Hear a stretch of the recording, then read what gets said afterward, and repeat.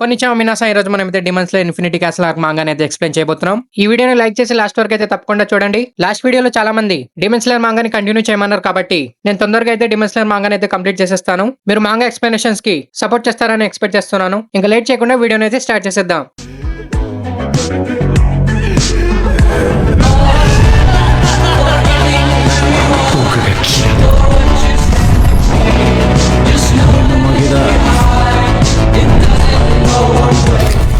Chapter 141 revenge. Chapter starting లో మనం ఒక ఫ్లాష్ బ్యాక్ ని చూస్తాం. కనాయ్ చనిపోతున్నప్పుడు షినోబుతో డీమన్ స్లేయర్ కాప్స్ వదిలేయని చెప్తుంది. నువ్వు హార్డ్ వర్క్ చేస్తున్నావని నాకు తెలుసు, కానీ నువ్వు నార్మల్ అమ్మాయిలా హ్యాపీగా బ్రతకాలని కనాయ్ చెప్తుంది. షినోబు తనతో నేను మీ డెత్ కి అవెంజ్ చేసే వరకు డీమన్ స్లేయర్స్ ని వదలను, నేను ఓడించిన డీమన్ ఎలా ఉంటాడో చెప్పు అని షినోబు అడుగుతుంది. ఇంకా ప్రెసెంట్ టైమ్ లో షినోబు క్యాసల్ లో ఎంటర్ అవుతుంది. దోమ నవ్వుతూ తన్ని గ్రీట్ చేస్తాడు. అప్పుడే ఒక అమ్మాయి హెల్ప్ చేయమని షినోబుని పిలుస్తుంది. దోమ ఇది చూసి తన్ని అటాక్ చేస్తాడు, కానీ షినోబు తన్ని సేవ్ చేస్తుంది. నువ్వు చాలా ఫాస్ట్ గా ఉన్నావు, నువ్వు హాషిరా అనుకుంటా అని దోమ చెప్తాడు. షినోబు ఆ అమ్మాయితో మాట్లాడే లోపే ఆ అమ్మాయి బాడీ మొత్తం బ్లడ్ మార్క్స్ వచ్చి ఆ అమ్మాయి చనిపోతుంది. తన్ని అక్కడే వదిలేయి, తన్ని నేను తర్వాత తింటానని దోమ చెప్తాడు. కనాయ్ చెప్పినట్టు దోమ దగ్గర షార్ప్ ఫ్యాన్స్ ఉంటాయి. తన సిస్టర్ ని చంపిన డీమన్ దోమ అని షినోబుకి అర్థమవుతుంది. దోమ షినోబుతో నేను ఎటర్నల్ పారాడైస్ కల్ట్ ఫౌండర్ ని, నా డ్యూటీ నా వర్షిపర్స్ తో పాటు నన్ను కూడా హ్యాపీగా ఉంచడం, అందుకే ఆ అమ్మాయిని నేను తినేస్తానని దోమ చెప్తాడు. నువ్వు అలాని హ్యాపీగా ఉంచట్లేదు, ఆ అమ్మాయి హెల్ప్ కోసం వచ్చిందని షినోబు చెప్తుంది. అందుకే తన్ని నేను సేవ్ చేశాను,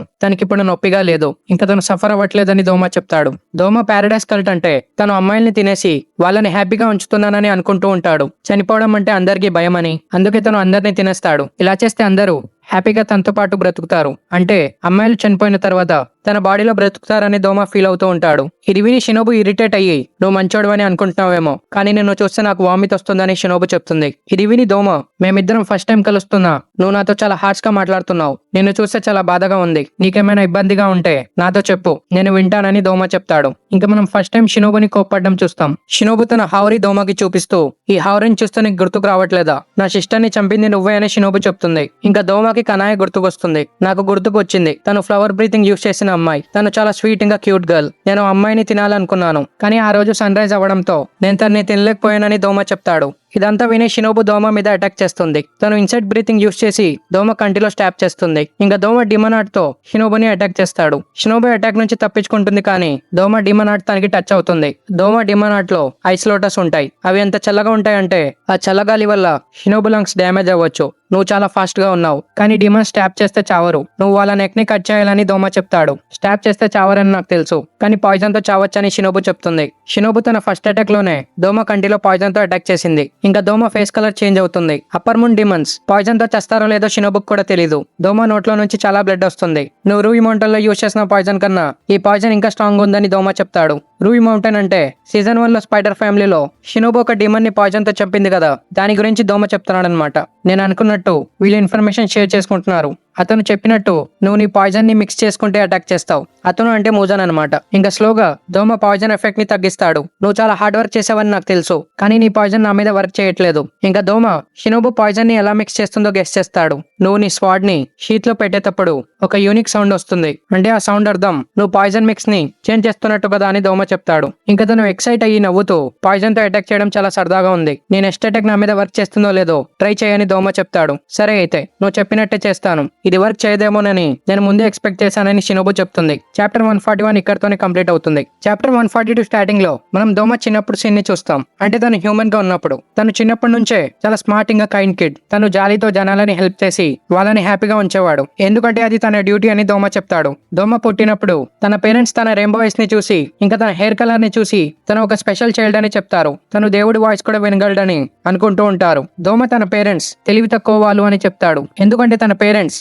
ఎటర్నల్ పారాడైస్ కల్ట్ ని క్రియేట్ చేశారు కాబట్టి. తన పేరెంట్స్ అందరితో తన గురించి గొప్పగా చెప్పుకునేవారు, కానీ దోమకి ఒకసారి కూడా దేవుడి వాయిస్ వినపడలేదు. స్టార్టింగ్ లో అందరు తన్ని పూజిస్తూ ఇంకా తన్ని రెస్పెక్ట్ చేస్తుంటే తనకి చాలా ఇబ్బందిగా ఉండేది. అంటే ఒక ఏడుస్తున్న చిన్నపిల్లాడి ముందు పెద్దవాళ్ళు వాళ్ళ ప్రాబ్లమ్స్ ని చెప్పుకుంటూ అడ్వైస్ కోసం దోమని అడిగేవారు. వీళ్ళ స్టోరీస్ విని దోమ బోర్ అయ్యి ఆవలింత చేస్తే వాళ్ళు తల వంచి పారాడైస్ కి దారి చూపించమని అడుక్కునేవారు. ఇది చూసి దోమ ఏడ్చేవాడు, ఎందుకంటే పారాడైస్ ఉందని దోమ నమ్మేవాడు కాదు. హ్యూమన్స్ వాళ్ళ డెలివిజన్స్ లో క్రియేట్ చేసుకున్న ఒక ఫెయిరీ టైల్ అని, గాడ్స్ ఇంకా బుద్ధాస్ ఉండరని, ఇది తెలుసుకోకుండా మనుషులు బ్రతుకుతూ వచ్చారని, ఒకసారి చనిపోయిన తర్వాత వాళ్ళు ఏం ఫీల్ ఫీల్ చేయలేరు. వాళ్ళ హార్ట్ ఇంకా బ్రెయిన్ పనిచేయడం ఆగిపోతుంది. అలాగే వాళ్ళు మట్టిలో కలిసిపోతారు. భూమి మీద బ్రతకడమే వాళ్ళ అదృష్టమని దోమ నమ్మేవాడు. వాళ్ళు తెలివి తక్కువ వాళ్ళని దోమకి చాలా బాధగా ఉంటుంది. ఇలాంటి వాళ్ళని హ్యాపీగా ఉంచడానికి తను పుట్టాడని దోమ నమ్ముతూ ఉంటాడు. ఇంకా ప్రెసెంట్ టైమ్ లో షినోబు 5 టైమ్స్ అటాక్ చేసిన దోమ మీద పాయిజన్ వర్క్ చేయదు. ప్రతిసారి తను అటాక్ చేసిన తర్వాత దోమ హీల్ చేసుకుంటాడు. ఒకటి తర్వాత ఒకటి నీ పాయిజన్ ఎఫెక్ట్ తగ్గుతుంది. ఒక అమ్మాయి ఎంత పాయిజన్ తయారు చేయగలదు. నీకు బ్రీతింగ్ తీసుకోవడంలో ఇబ్బందిగా ఉంది అనుకుంటా. నువ్వు చాలా అలసిపోయావని దోమ చెప్తాడు. ఇంకా షినోబుకి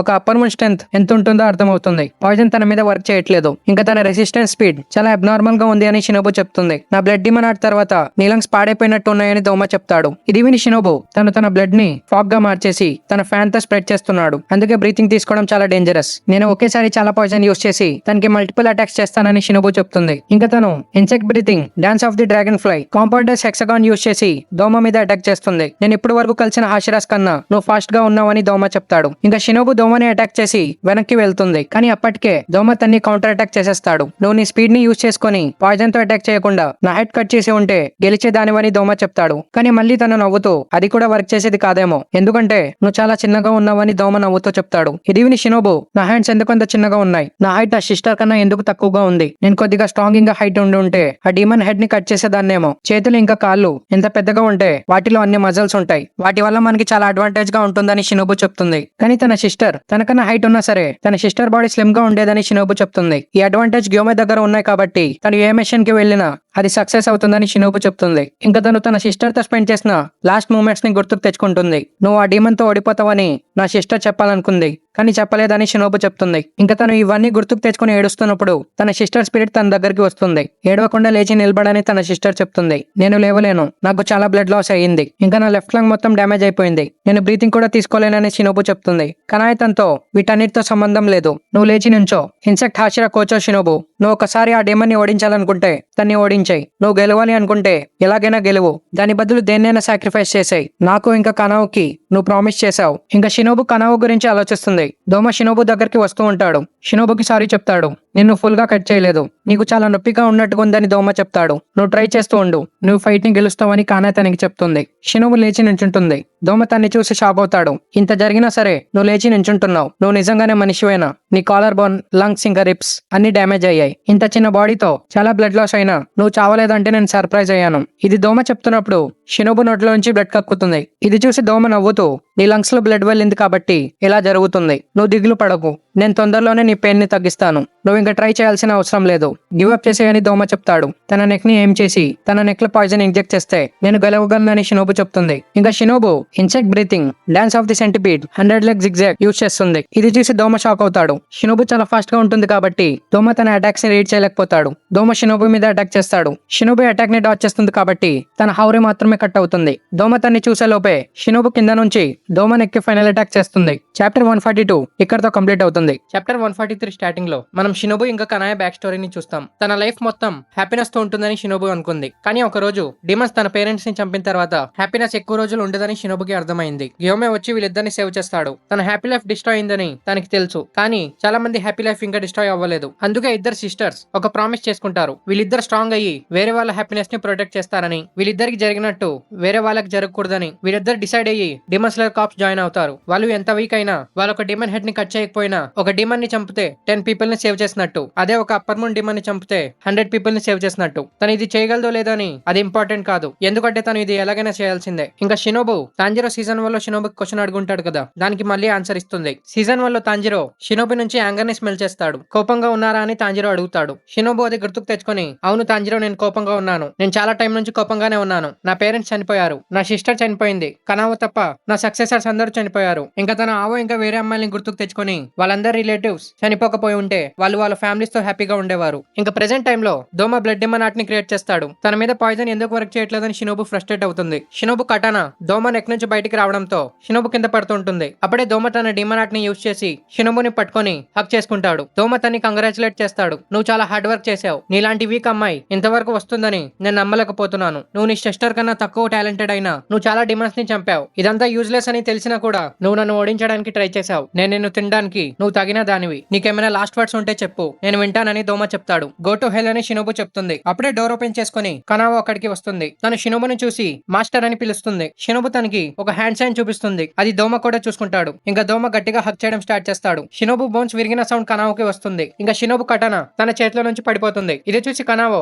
flower breathing fourth form use చేస్తుంది. తను దోమని అటాక్ చేసే లోపే దోమ కిందకు వచ్చేస్తాడు. నేను ఎవరినైనా తింటున్నప్పుడు అటాక్ చేయకని దోమ చెప్తాడు. ఇది చూసి కనావోకి చాలా కోపం వస్తుంది. ఇంకా దోమ తనతో తన ఫింగర్స్ తో నీకు సిగ్నల్ చూపించింది. నా అబిలిటీస్ గురించి నీకు చెప్పింది అనుకుంటా. తన దగ్గర తక్కువ అబిలిటీస్ ఉన్నా తను చాలా హార్డ్ వర్క్ చేసింది. దోమ షినోబు హెయిర్ పెన్ ని లిక్ చేస్తూ ఈ రోజు రాత్రి చాలా అద్భుతమైంది. ఒకరి తర్వాత ఒక గార్జియస్ మీల్స్ నాకు దొరుకుతున్నాయని దోమ చెప్తాడు. ఇంకా ఇక్కడతోనే ఇన్సెక్ట్ హాషిరా షినోబు చనిపోతుంది. నెక్స్ట్ సీన్ లో జెనిత్సు ఒక డోర్ దగ్గర నించొని ఉంటాడు. నువ్వు అక్కడ ఉన్నావని నాకు తెలుసు, తొందరగా బయటికి రా అని జెనిత్సు చెప్తాడు. డోర్ నుంచి ఒకడు బయటికి వస్తూ నీ సీనియర్ ని నువ్వు రెస్పెక్ట్ లేకుండా పిలుస్తున్నావు. నువ్వు కొద్దిగా ఇంప్రూవ్ అయి ఉండొచ్చు, కానీ నువ్వు ముందుట్లాగానే వీక్ గా కనిపిస్తున్నావు. ఇంకా మనం అప్పర్ మూన్ 6 డీమన్ కైగాకుని చూస్తాం. నేను చూసి చాలా రోజులైందని కైగాకు చెప్తాడు. జెనిత్సు తనతో నువ్వు ఇప్పుడు ఒక డీమన్ కాబట్టి నువ్వు నా సీనియర్ కాదని జెనిత్సు చెప్తాడు. ఇంకా ఇక్కడతోనే చాప్టర్ 143 కంప్లీట్ అవుతుంది. ఎక్స్ప్లెనేషన్ ఎలా అనిపించిందో కింద కామెంట్స్ లో అయితే తప్పకుండా చెప్పండి. ఛానల్ ని సబ్స్క్రైబ్ చేసుకుని బెల్ ఐకాన్ అయితే ఆన్ చేసుకోండి. ఇంకా మనం నెక్స్ట్ వీడియోలో కలుద్దాం. Thank you for watching.